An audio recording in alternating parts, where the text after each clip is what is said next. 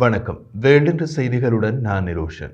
மத்திய காசாவில் ஐக்கிய நாடுகளின் உதவி அமைப்பால் நடத்தப்பட்ட பள்ளி மீது நடத்தப்பட்ட இஸ்ரேலிய விமான தாக்குதலில் 19 பெண்கள் மற்றும் குழந்தைகள் உட்பட குறைந்தது 34 பேர் கொல்லப்பட்டதாக காசா மருத்துவமனை அதிகாரிகள் தெரிவித்தனர்.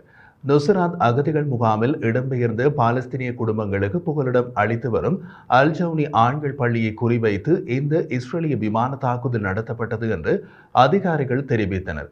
பள்ளிக்குள் மறைந்திருந்து தாக்குதல் நடத்த திட்டமிட்டதாக கூறப்படும் ஹமாஸ் துருப்புக்களை குறிவைத்து தாக்குதல் நடத்தியதாக இஸ்ரேலிய ராணுவம் தெரிவித்துள்ளது. ஐநா பாலஸ்தீனிய அகதிகள் நிறுவனமான UNRWA மத்திய காசா பகுதியில் உள்ள நுசராட்டில் நடந்த தாக்குதலில் 6 ஊழியர்கள் கொல்லப்பட்டதாக கூறியது. இது ஒரு ஒற்றை தாக்குதலில் அதன் ஊழியர்களிடையே அதிக எண்ணிக்கையிலான இறப்புகளை குறிக்கிறது. UNRWA-யின் அறிக்கைக்கு இஸ்ரேல் பாதுகாப்பு படையின் உடனடி கருத்து எதுவும் இல்லை. ஐநா செய்தி தொடர்பாளர் ஸ்டீபன் டுஜாரிக் செய்தியாளர்களிடம் பேசிய போது, காசாவில் தங்குமிடமாக பயன்படுத்தப்படும் ஐநா பள்ளியின் மீது இஸ்ரேல் நடத்திய வான்வழி தாக்குதலை ஐக்கிய நாடுகள் சபை கண்டிக்கிறது மற்றும் தாக்குதலில் சில ஐநா ஊழியர்கள் கொல்லப்பட்டதான செய்திகளை உறுதிப்படுத்த முயற்சிக்கிறது என்று கூறினார். காசா போர் தொடங்கியதில் இருந்து மத்திய காசாவில் உள்ள நுசராத் அகதிகள் முகாமில் உள்ள அதே பள்ளி மீது நடத்தப்பட்ட 5வது வான்வழி தாக்குதல் இது என்றும் அவர் தெரிவித்தார்.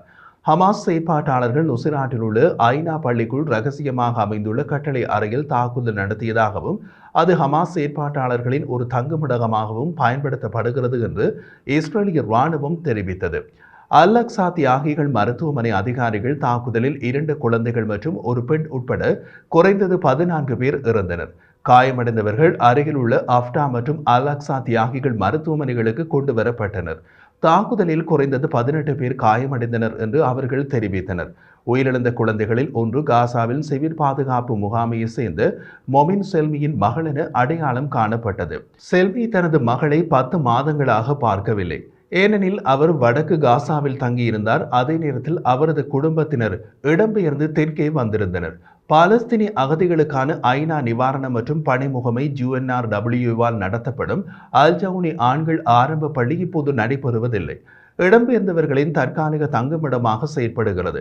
காசாவில் உள்ள பள்ளிகள் பல்லாயிரக்கணக்கான இடம்பெயர்ந்த பாலஸ்தீனியர்களால் அடிக்கடி தங்குமிடங்களாக பயன்படுத்தப்படுகின்றன. மக்களோடு மக்களாக ஹமாஸ் செயற்பாட்டாளர்களும் அங்கே தங்கியிருந்து செயற்படுவதால் அவை அடிக்கடி இலக்குகளாக உள்ளன என்கின்றது இஸ்ரேலிய பாதுகாப்பு படை. ஹமாஸ் துருப்புக்கள் இந்த வசதிகளை ராணுவ நோக்கங்களுக்காக பயன்படுத்துவதாக இஸ்ரேல் கூறியது.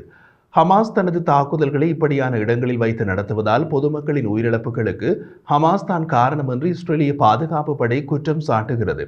ஹமாஸின் துருப்புக்கள் தங்களை காப்பாற்றிக் கொள்ள பொதுமக்கள் மத்தியில் செயற்படுவதாக கூறுகிறார்கள். யுனிசெஃப் மற்றும் குழந்தைகளை காப்பாற்றுங்கள் அமைப்பு ஆகியவற்றை உள்ளடக்கிய கல்விக் குழுவின் ஆய்வில் காசாவின் பள்ளி கட்டடங்களில் 90%க்கும் அதிகமான சேதம் ஏற்பட்டுள்ளதாகவும் பாதிக்கும் மேற்பட்ட பள்ளிகள் இடம்பெயர்ந்த மக்களுக்கான தங்குமிடங்களாக பயன்படுத்தப்பட்டதாகவும் தெரிய வந்துள்ளது. காசாவில் இஸ்ரேலின் தாக்குதல் 11 மாதங்களுக்கு முன்பு தொடங்கியதிலிருந்து குறைந்தது 41,084 பாலஸ்தீனியர்கள் கொல்லப்பட்டுள்ளனர் மற்றும் 95,029 பேர் காயமடைந்துள்ளனர் என்று காசாவின் சுகாதார அமைச்சும் தெரிவித்துள்ளது. ஹமாஸ் இயக்கத்தினரின் அக்டோபர் 7ஆம் தேதி தாக்குதலுக்கு பதிலடியாக இந்த போர் தொடங்கப்பட்டது. இஸ்ரேலுக்குள் அக்டோபர் 7ஆம் தேதி ஹமாஸ் மற்றும் பிற இயக்கத்தினரின் தாக்குதலில் சுமார் 1200 இஸ்ரேலியர்கள் கொல்லப்பட்டனர் மற்றும் 250 பேர் பணைய கைதிகளாக பிடித்துச் செல்லப்பட்டனர். இஸ்ரேல் ஆக்கிரமித்துள்ள மேற்கு கரையில் வடக்கு நகரமான துபாஸில் இஸ்ரேல் தாக்குதல் நடத்தியதில் 5 பேர் கொல்லப்பட்டதாக பாலஸ்தீனிய சுகாதார அமைச்சு தெரிவித்துள்ளது. ஹமாஸ் செயற்பாட்டாளர்கள் குழுவை குறிவைத்து தாக்குதல் நடத்தியதாக இஸ்ரேலிய ராணுவம் தெரிவித்துள்ளது. இறந்தவர்கள் ஹமாஸ் செயற்பாட்டாளர்களா அல்லது பொதுமக்களா என்பதை அமைச்சும் குறிப்பிடவில்லை. இஸ்ரேல் மேற்கு கரை முழுவதும் ராணுவ தாக்குதல்களை முடுக்கிவிட்டுள்ளது.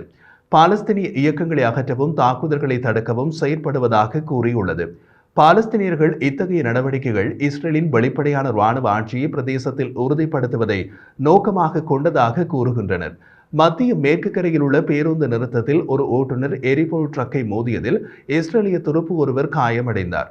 இஸ்ரேலிய ராணுவம் அங்கு இயங்கும் துருப்புக்களை குறிவைத்து தாக்குதல் நடத்தியதாக கூறியது. துருப்புக்கள் மற்றும் ஒரு ஆயுதமேந்திய பொதுமக்கள் தாக்குதல் நடத்தியவரை நடுநிலையாக்கியதாக அதிகாரிகள் தெரிவித்தனர். ஆனால் அவர் கொல்லப்பட்டாரா என்பது உடனடியாக தெரியவில்லை.